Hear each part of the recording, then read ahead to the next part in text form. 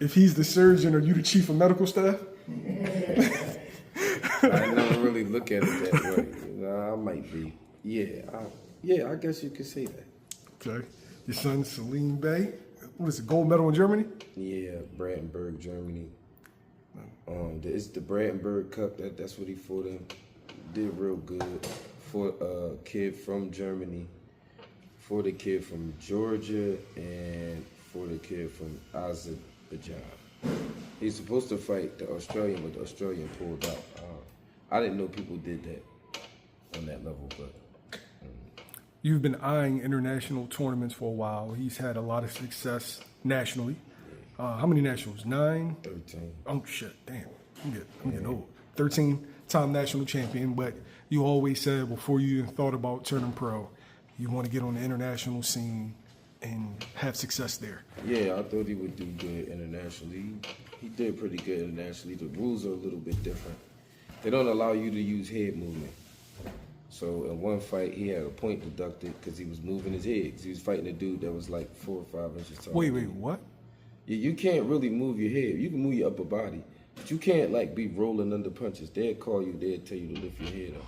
So is that why the European style looks the way that it does? Because and I think that's why. I think that's why when they turn pro, all of them don't really pan out to be as good as they seem over there. Not that they turn into bums all of a sudden overnight, but I think that the reason why they don't dominate is because they don't have to deal with head movement. They're not growing up dealing with head movement. So, you know what I mean? They get over here and they get into professional boxing, and then guys is rolling up under your shots, smothering your shots, looking to fight inside. They don't throw many body shots either, not like that.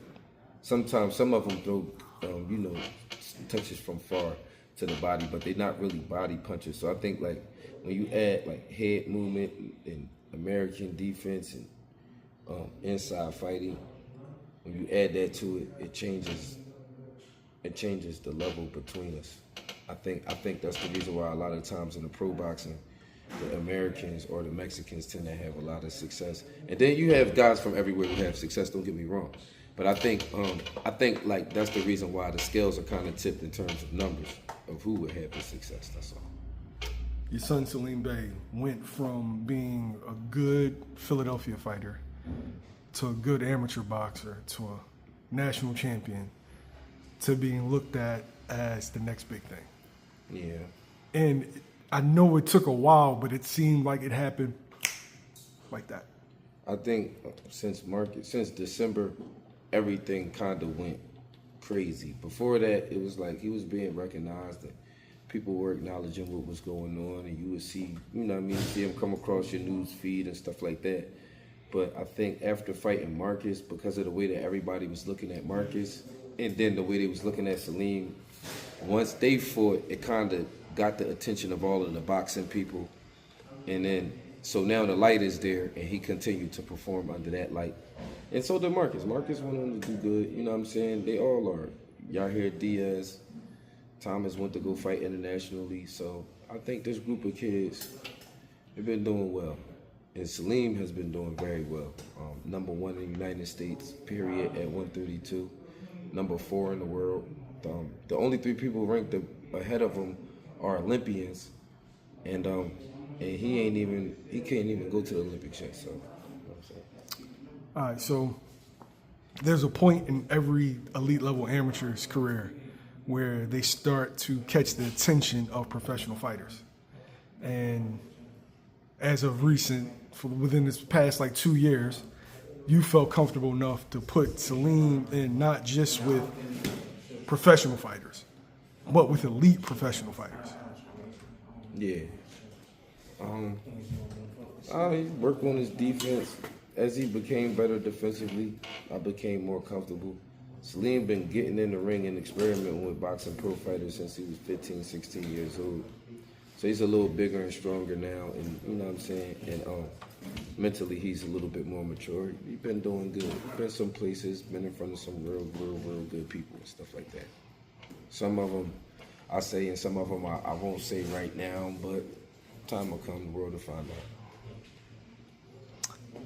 I know of 2. Yeah. You're on record with 2. Yeah. But as far as when you see him in there with the upper echelon guy,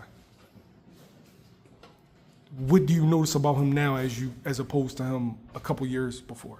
He's a lot smarter, a lot more patient. He understands pace real well to be a young guy. A lot of the times, you young guys get in there with the pros. They go in there and they shoot, pop, pop, pop, pop, pop, pop. That's why they like to use him for sparring a lot of the times, because they like to get busy, the young guys. But Salim, he's good at pacing. You know what I'm saying? Like, he doesn't let him come out there and shoot his whole load, then they come back, hit him in the body and all that. And he's good at like being more active than them, but pacing. Sometimes they get deep into it and then they realize like, oh, I gotta take this kid seriously. Like, you know what I'm saying? He had a good approach to what's going on. What happens in the gym stays in the gym, but he tends to do good in the situations he's been in with the people he's been in them with, in situations with. Of course, you know what the next question is. When do you think it'll be that time? Honestly, Salim is an Olympic hopeful. And but just being real, as his dad, at first you like, yeah, I don't know. He might go to the Olympics, you might not. You might go to the Olympics, you might not. But then when you get in the position that he's in right now, you have to at least see. You have to at least see. Like, you know what I'm saying? And see how it plays out. So he just graduated high school, been doing some good things in the boxing ring all year. This tournament in December is going to decide a lot. That'll probably decide which direction we go in his career. Because, like, if you ask me, did I think he was ready? Like, was he good enough, like, to turn right now? He probably is. Now, I'm saying that, like, yeah, he could be a professional tomorrow. He's good enough for that. But I mean, to have the opportunity to go to the Olympics and for the Olympics to be, 2.5 years away. For him to be, about 20, 21 years old when it comes, it's like ideal to try to win a gold medal. Like, you could realistically see that being like a thing that happens. So we'll see where it all goes from December. I know you have certain aspirations. He has certain aspirations. But the boxing world, the actual people that train in fighters, he's caught their attention. Yeah. And if he caught their attention, then the people who make the decisions at the top, he's caught their attention. Yeah. Do you think that they'll let you and take him to the Olympics? An offer you can't refuse is an offer you can't refuse. Until you get an offer you can't refuse, you do what you plan to do.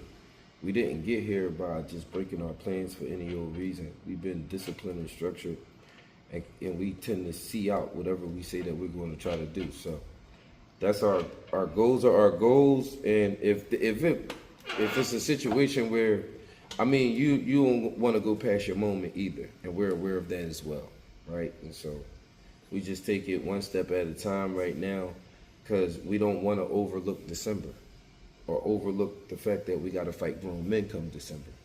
So that's our next step, fighting grown men in competition. That's going to start in December in Lubbock, Texas.